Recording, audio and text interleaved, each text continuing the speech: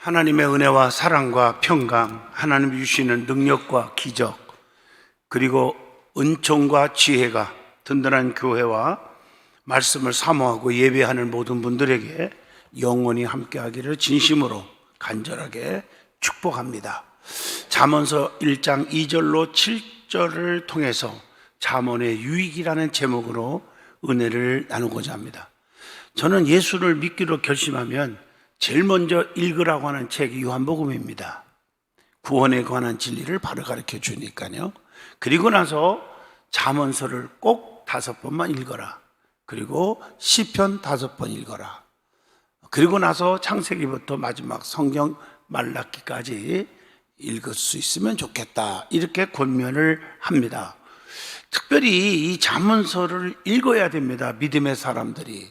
저는 항상 그럽니다. 목사나 장로나 집사나 권사나 누구를 망난해서 가장 중요한 것은 직분이 중요한 게 아니고 성령 충만 받았다고 날고 뛰고 교만한 게 중요한 게 아니고 인격자가 되라, 이런 말을 합니다. 사람답게 사는 것이 제일 중요하다. 우리가 신앙생활 잘한다고 하면서도 인격의 변화가 없으면 믿음이 성숙하지를 못하기 때문입니다. 그래서 오늘 잠언서 전반적인 말씀을 여러분에게 짤막한 시간이지만 전해주려고 합니다. 제일 먼저 잠언서를 왜 기록했을까? 기록된 목적이 있다는 거예요. 그 기록된 목적이 뭐냐? 하나님의 원하시는 삶이 무엇인지를 첫째로 깨닫게 해준다는 것입니다. 하나님이 원하시는 것은 뭘까요? 하나님께 영광 돌리는 일입니다. 그래서 고린도전서 10장 31절에 먹든지 마시든지 무엇을 하든지 다 하나님의 영광을 위하여 하라. 내가 하는 사업을 하는 것도, 내가 무슨 직장 생활을 하는 것도, 교회 안에서도 일하는 것 다 마찬가지입니다. 오직 하나님께 영광이에요. 할렐루야. 우리의 목표는 하나님께 영광이다. 이거 잊어서는 안 돼요. 그러기 위해서 내가 좀 희생해야 되고, 내가 손해봐도 견뎌야 되고, 그렇지 않아요? 하나님이 원하시는 생명을 귀하게 여기는 거예요. 사도행전 1장 8절, 그래서 증인이 되라는 거예요. 하나님이 원하시는 것은 뭘까? 온유와 겸손해지는 것입니다. 골로새서 3장 12절의 말씀이에요. 그리고 하나님의 뜻대로 사는 거예요. 데살로니가전서 5장 16, 17, 18절. 지혜와 훈계를 알게 하고 명철의 말씀을 깨닫게 하는데 목적이 있다는 것입니다. 그래서 지혜와 훈계를 알아야 합니다. 잠언서 1장 2절 본문 말씀에 이는 지혜와 훈계를 알게 하며 명철의 말씀을 깨닫게 하며 이렇게 말했잖아요. 지혜가 금보다 귀한 것입니다. 그래서 잠언서 16장 16절이에요. 주님의 명령을 지키는 거예요. 신명기 4장 6절입니다. 주님의 말씀대로 순종하면 모든 복이 온다고 그랬어요. 신명기 28장 1절에. 그래서 6절에 들어와도 복을 받고 나가도 복을 주신다고 약속하고 있는 것입니다. 그리고 믿음으로 구원에 이르게 하는 지혜를 준다는 것입니다. 그게 디모데후서 3장 15절의 말씀입니다. 그리고 모든 훈계를 듣는 자가 성공한다는 거예요. 잠언서 12장 1절에요. 여러분, 듣는 데 익숙하지 않으면 안 돼요. 자꾸 말만 하려고 하지 말고 듣는 데 익숙하시기를 축복합니다. 또 명철의 말씀을 깨닫게 해준다는 거예요. 잠언서 1장 2절 본문의 말씀이잖아요. 성도는 명철을 얻어야 합니다. 잠언서 4장 7절입니다. 그래서 명철을 가까이 해야 한다. 잠언서 7장 4절에 그렇게 말합니다. 말씀은 교훈과 책망을 주고 바르게 교육하여 하나님의 사람으로 어떻게 온전케 하고 유익을 준다고 디모데후서 3장 16, 17절에 말씀합니다. 지혜롭고 공의롭고 정의롭고 정직하게 행할 일에 대하여 알게 한다고 했습니다. 그게 오늘 본문 3절의 말씀입니다. 하나님은 진실하신 분이며 공의와 공평하신 분이십니다. 그래서 성경에 보면 심는 대로 거두게 하시는 하나님, 시편 126편 5절, 수고한 대로 얻게 하시는 하나님, 시편 128편 2절, 영의 일을 생각하고 사는 자는 생명과 평안을 주고 육의 일을 생각하고 사는 자는 사망에 이르게 한다고 로마서 8장 5절로 6절에 말씀합니다. 여러분, 하나님을 속일 수 없습니다. 모든 것이 하나님 앞에 드러나게 되기 때문입니다. 그래서 시편 138편에 보면 하나님은 높이 계셔도 낮은 자를 하감하시고 멀리 계셔도 교만한 자를 아신다고 6절에 말합니다. 그리고 앉고 일어섬까지도 하나님은 다 아신다고 시편 139편 2절에 말씀을 줍니다. 하나님은 사막의 음침한 골짜기에도 우리를 지켜준다고 시편 23편 4절에서 말씀합니다. 여러분, 성경을 보면 사드락과 메섹과 아벳느고는 뜨거운 불못불 속에 들어갔지만 하나님은 거기 계셔서 머리털 하나 끄실리지 않도록 지켜주셨다고 다니엘서 3장 26절에 말씀합니다. 다니엘도 사자굴 속에 있었지만 하나님이 지켜주셨음을 다니엘서 6장 22절에 말씀합니다. 지혜롭고 지혜에 깊고 오묘한 말씀을 깨닫게 해준다는 거예요. 오늘 본문 잠언서 1장 6절의 말씀입니다. 하나님을 간절히 찾는 자가 만난다는 것을 깨닫게 해주는 거예요. 잠언서 8장 17절. 또 악에서 떠나게 해준대요. 전도서 11장 10절. 정욕을 피하게 해주신다. 디모데후서 2장 22절. 또 사도행전 8장 30절로 31절에도 그렇게 말하고 있습니다. 자, 그러면 잠언을 통해서 핵심 사상을 우리에게 깊이 깨우쳐주고 있다는 것을 잠언서를 통해서 발견합니다. 그게 뭘까? 첫째는 성도에게 지혜관을 확실히 심어준다는 겁니다. 그게 뭐냐? 하나님을 경외하는 것이 지식의 근본임을 심어주잖아요. 그게 오늘 본문 7절입니다. 주님을 경외하는 것이 사람의 본분임을 전도서 12장 13절에도 말씀합니다. 그래서 지혜 없는 자는 미련한 자다. 그 미련한 자는 선생의 목소리를 청종치 아니한다. 잠언서 5장 13절입니다. 스승의 말에 귀를 기울이지 않아. 교회 안에서도 주의 종의 말씀에 귀를 기울이려고 하지를 않아. 잘못된 거죠. 그리고 아비의 훈계를 업신여기는 자는 미련한 자니라. 잠언서 15장 5절입니다. 미련한 자는 자기 주장만을 내세우고 명철을 기뻐하지 않는다고 잠언서 18장 2절에 말씀을 줍니다. 우리는 지혜로운 자가 되기를 축복합니다. 미련한 자는 악을 행했기 때문에 이렇게 빛으로 오질 않는다는 거예요. 빛으로, 빛 가운데 와야 되는데 요한복음 3장 20절입니다. 왜 그럴까요? 자기를 자꾸 드러날까 봐 그래요. 자기의 잘못된 정체성이 드러날까 봐 말씀으로 빛 가운데로 오려고 안 하는 거죠. 성도에게 의인과 악인을 구분하면서 의인이 생명을 소유함을 확실하게 심어주고 있음을 잠언서 10장 16절에 말씀합니다. 성도는 선과 악을 분명하게 구분해야 합니다. 그래서 성경은 악은 모양이라도 버리라. 데살로니가전서 5장 22절에 말씀합니다. 선으로 악을 이겨야 한다. 로마서 12장 21절 말씀. 악행을 하면 어떻게 될까? 반드시 보응이 있다는 거. 이사야 3장 11절. 여러분 분명히 알아야 돼요. 갈라디아 6장 7절에도 사람이 무엇으로 심든지 그대로 거두리라. 악을 심으면 악으로 거두어요. 언젠가는 시원하다. 저놈 접했으니까 시원하다.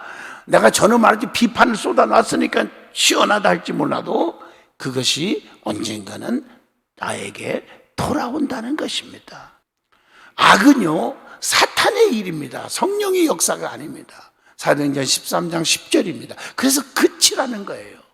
잠언서 5장 22절에도 악인은 자기의 악에 걸리며 그 죄의 줄에 매이니라, 이렇게 말했어요. 성경은 항상 이렇게 양면성을 보여주고 있잖아요. 천국이냐 지옥이냐, 축복이냐 저주냐, 양이냐 염소냐. 성경에 나오잖아. 슬기로운 기름 준비한 다섯 처녀냐, 미련한 다섯 처녀냐, 피스메이커냐, 트러블 메이커냐, 영에 속한 자냐, 육에 속한 자냐, 예배를 드리러 왔니, 예배를 보러 왔니? 맞지 않습니까? 말씀대로 순종하면 들어와도 복을 받고 나가도 복을 주신다고 신명기 18장의 6절에 말씀하는데, 불순종하면 어떻게 돼요? 신명기 18장 19절에 들어와도 저주받고 나가도 저주받을 것이니라. 또 성경에 보면 교만한 자와 겸손한 자의 길에 대하여 보여주고 있다는 것. 겸손한 자는 권고의 말을 받아들입니다. 오늘 본문 3절입니다. 디모데전서 1장 15절에도 말씀합니다. 계명을 간직하는 자는 겸손한 자라고 잠언서 6장 21절에 말합니다. 겸손한 자는 귀를 기울이고 들을 줄을 압니다.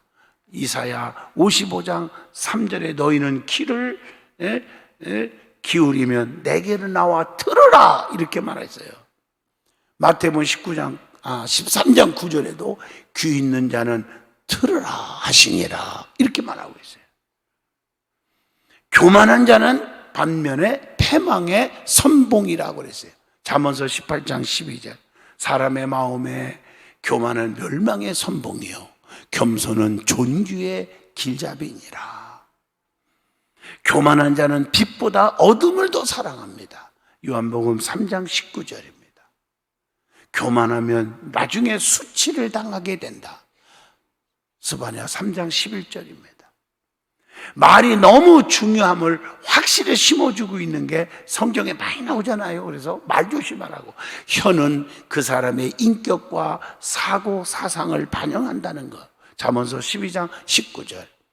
성도가 하지 말아야 할 말이 있다. 출애굽기 23장 1절로 2절입니다. 사실이 아닌 말을 하면 안 되고, 출애굽기 23장 1절. 악인과 연합하여 모함하는 말을 하지 말아야 되고, 잠언서 1장 11절로 12절, 누가복음 23장 5절. 다수에 의지한 부적당한 말을 절대로 하지 말아야 한다. 출애굽기 23장 2절. 모든 백성이 죄악을 행했어도 노아는 홀로 의로운 길을 행했다는 말. 창세기 6장 9절을 기억하십시오. 그래서 군중심리에 도취되어 떠드는 자들이 예수님을 못 박아라, 못 박아라, 그렇게 말했다고요. 마태복음 27장 22절. 하나님이 싫어하는 혀가 있다고 성경은 가르쳐줘요. 잠언서 6장 16절로 19절에 나옵니다. 그게 뭘까? 하나님이 싫어하는 거. 거짓된 혀를 싫어한대요. 잠언서 6장 17절에. 이간질하는 혀를 싫어한대요. 잠언서 6장 19절.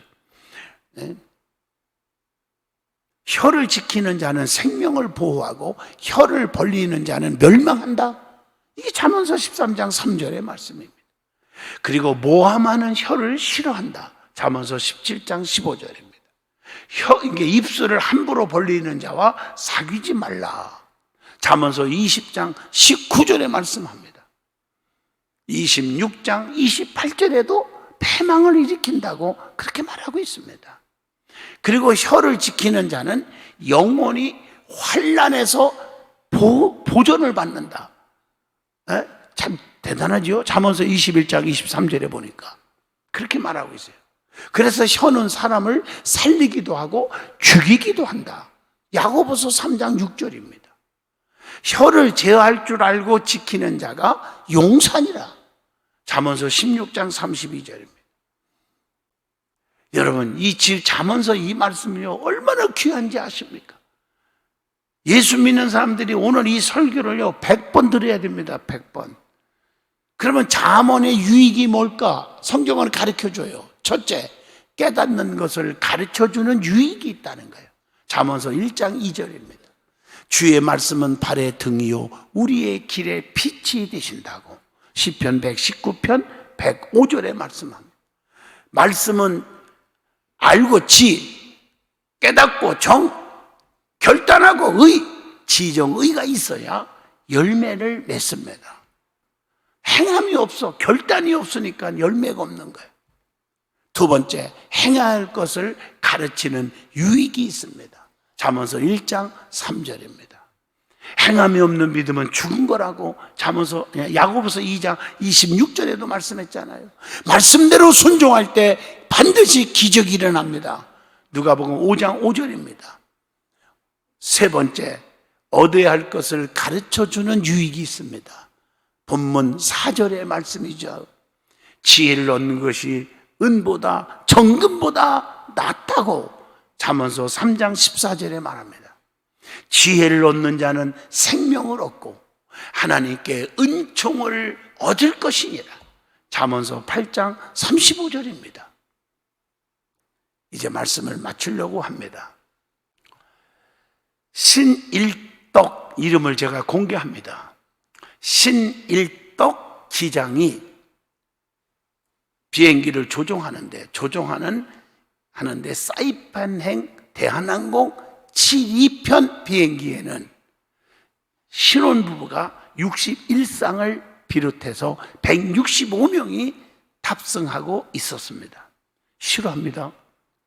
비행기가 출발하는 김포공항은 하늘이 높고 푸른 전형적인 가을 날씨를 보여주었습니다. 일생에 처음 가는 신혼여행이 알찬 여행이 되시고 하나님과 함께하는 비행이 되었으면 합니다. 부디 하나님의 축복이 있기를 원합니다. 기내 방송을 마치고 비행기를 무리 없이 조종해 가고 있었는데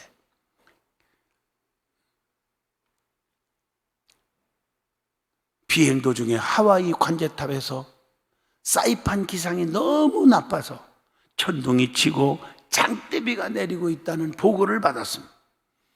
아열대성 기후는 예측하기 어려워 날씨가 변덕스럽지만요 염려를 하지 않았습니다. 그런데 착륙 15분 전에 문제가 생겼어요. 그는 기관사로부터 다급한 보고를 받습니다. 기장님, 하이드록릭이 새고 있습니다. 나도 처음 듣는, 나도 전문가가 아니니까 몰라요. 하여튼 그게 샌대요. 하이드록이라는 비행기가 바퀴를 올리고 내리는 장치에 사용되는 그 유압이라고 그래요, 그게. 근데 이것이 빠져나가면 바퀴를 자동으로 내릴 수가 없답니다. 보고를 받자마자 조치를 취하였지만 내부 압력이 워낙 강하여서 즉시 관이 파열되어 유압이 모두 새고 말았다는 거예요. 이제는 수동으로 바퀴를 이제 조작할 수밖에 없는데 몇 번을 시도해봤지만 수동장치는 꿈쩍도 하지 않았어요. 여러분 생각해 보세요. 그 높은 무게 있는 비행기가 바퀴로 해서 쭉 굴러가서 딱 서야 되는데 이게 바퀴가 안 내려오면 툭 떨어져. 상상하기도 싫어요. 이 괌관제소에서는 착륙할 시간이 지났는데도 소식이 없자 이상이 여겨서 연락을 해봅니다. KE, 대한항공 용어입니다. KE, 아시아나는 OZ라고 그러죠. KE 5725, 여기는 괌 컨트롤 무슨 일인가? 괌 컨트롤, 여기는 KE 5725 랜딩 기어 하이드로닉이 모두 샜습니다. 괌감제소에서는 보조 활주로에 동체 착륙을 하라는 긴급 지시를 내립니다. 그냥 어떻게든지 없이 그냥 툭 떨어져서 서라는 거예요. 연료는 얼마 남지 않았고 비는 거세게 몰아치고 있었어요. 신 기장은요 조종관을 부기장에게 맡기고 자기가 해야 되는데 부기장에게 맡기고 기관사와 손을 잡고 기관사와 간절히 기도합니다. 기내 방송을 마치고 비행기를 무리 없이 조정해가고 있었는데 세상에 게다가 비행기가 벼락에 내리고 꽂히며 전기가 나가 비행기 안을 암흑으로 가득 찼고 탑승객들은 비명소리가 막 여기저기서 울음소리 막 괴음소리를 내고 피를 말리는 기도를 합니다. 아버지 울부짖었고 절규로 계속 기도합니다. 이어지고 기도 하나님 도와주세요. 갑자기 그런데 이 신기장의 몸이 붕 뜨는 듯하며 황홀한 환상 속에서 세미한 음성이 들리기 시작합니다. 그게 이사야 41장 제가 제일 좋아하는 9절 10절입니다. 두려워하지 말라 내가 너와 함께함이라. 놀라지 말라 나는 네 하나님이 됨이니라. 내가 너를 굳세게 하리라. 참으로 너를 도와주리라. 참으로 나의 의로운 오른손으로 너를 붙들리라. 그 사이 객실 사무장은 비상착륙을 대비해 비상착륙 시의 행동 요령을 승객들에게 막 교육하고 있었어요. 모든 준비를 다 마친 상태예요. 하나님의 음성을 들은 신기장은 용기를 내어 기관사에게 한 번 더 수동장치, 착륙장치를 돌려보라고 지시를 합니다. 기관사는 포기한 듯 핸들을 돌리기 시작하는데 노력해도 돌아가지 않던 핸들이 돌아가기 시작합니다. 바퀴가 내려오기 시작했습니다. 정말 하나님의 기적입니다. 조종실에서 신기장은 소리칩니다. 하나님은 살아계십니다. 그리고 역사하십니다. 신기장은 다시 한번 마이크를 잡고 승객들에게 방송을 합니다. 승객 여러분, 저는 기장입니다. 모든 바퀴가 정상적으로 내려왔으니 걱정하지 마세요. 오늘 이 비행기에 하나님께서 함께 하셨습니다. 하나님은 살아계십니다. 그리고 역사하십니다. 저는 불가능한 가운데 하나님 앞에 간절히 기도했습니다. 그랬더니 하나님이 책임져 준다고 했는데 이렇게 기적이 일어났습니다. 살아계신 하나님께서 오늘 우리의 소원을 들어주셨습니다. 우리에게 큰 축복을 허락하셨습니다. 모든 영광을 하나님께 돌립니다.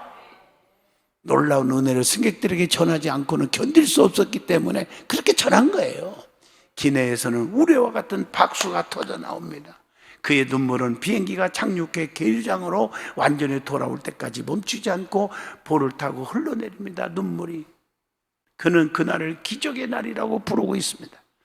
불교 신자였던 부기장인, 저 기장이 왜 나한테 이거 맡기고 그러나?